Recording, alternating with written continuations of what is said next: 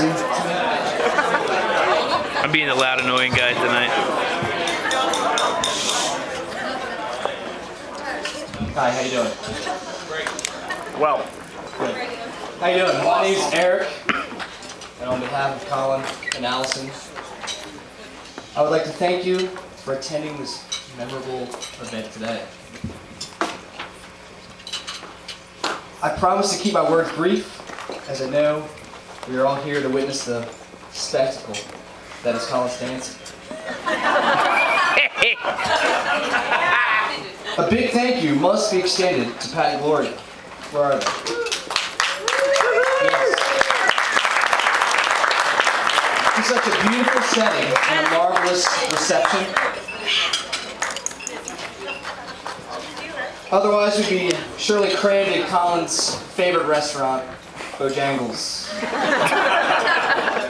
He loves those chicken and biscuits. Thank you. The bridesmaids have done a fantastic job and look absolutely lovely. Where are they? Give it up for the bridesmaids. Indeed, they are only eclipsed by Allison herself.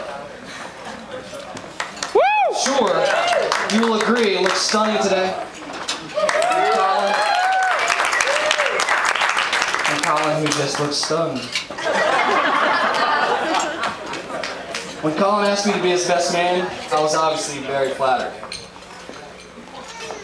But then I realized I'd have to give a speech. And at some point, I'm losing a prop here. And at some point, I'd have to say something nice about him. The problem is, I have little experience doing either. It's a video. Pretty cool. The best man speech traditionally dictates that I should recount stories about Colin which not only informs the audience, but also causes him a little discomfort. This part of the speech preparation was surprisingly easy. The timeline of details poured from the pen with devilish details, soaking the pages with raw and explicit and sometimes illegal adventures that could only be justified bound in paper and sold at the checkout aisle at your local grocery. Today, these distasteful stories will not be heard, for it seems I was an accomplice in all of them. Although, if one day you do see these stories published, I promise the cover will not include Colin with his shirt off.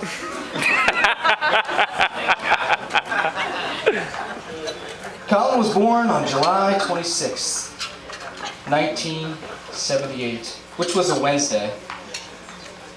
The #1 song on the top 40 that day was John Travolta and Olivia Newton-John singing, "You're the One That I Want." This is a fact. The only other event I found of any importance, which happened later that week, was the introduction of free family planning.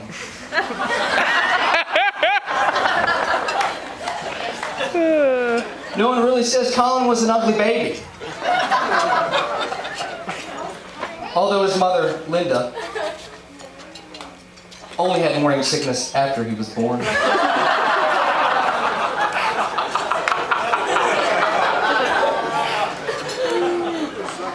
He was a slightly slow starter as well. I bet you never knew that. In the first grade, he was different from the other 6-year-olds. He was 11.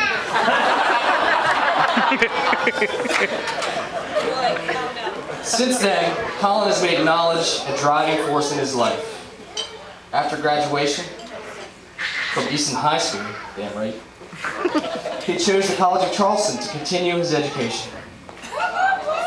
From there, his vast travels abroad have given him a new insight on many cultures, while at the same time enhancing them with his own great personality and wisdom.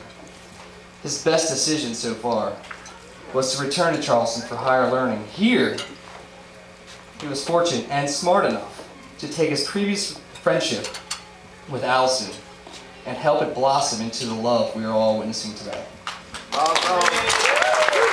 Yeah.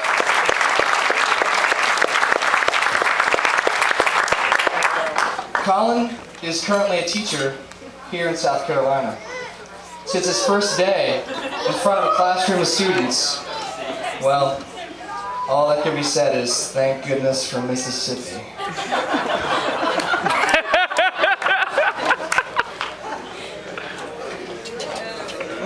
Before I finish here, there's a card I'd like to read from a group that was unable to make it here today. This is my prop. And again, it falls.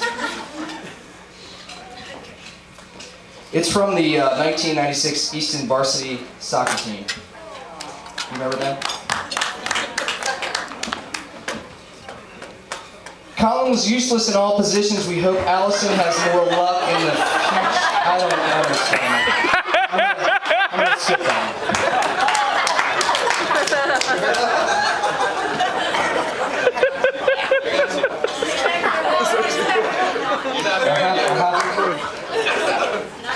But honestly, Colin, you've been a very good friend to me, and it's an honor and a pleasure to be your best man today. And as much as friends and as good time I'm having right now with you, you've given me another very good friend in Allison. And I thank you, and I wish you all the happiness and love that you can possibly hold on to.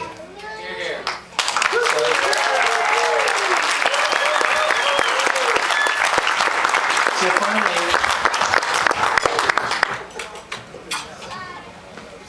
all that aren't standing, please stand.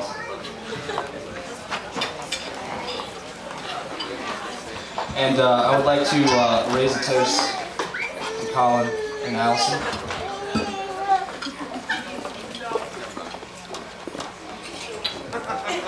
May your love be modern enough to survive the times, and old-fashioned enough to last forever. To you, Mr. and Mrs. Mira.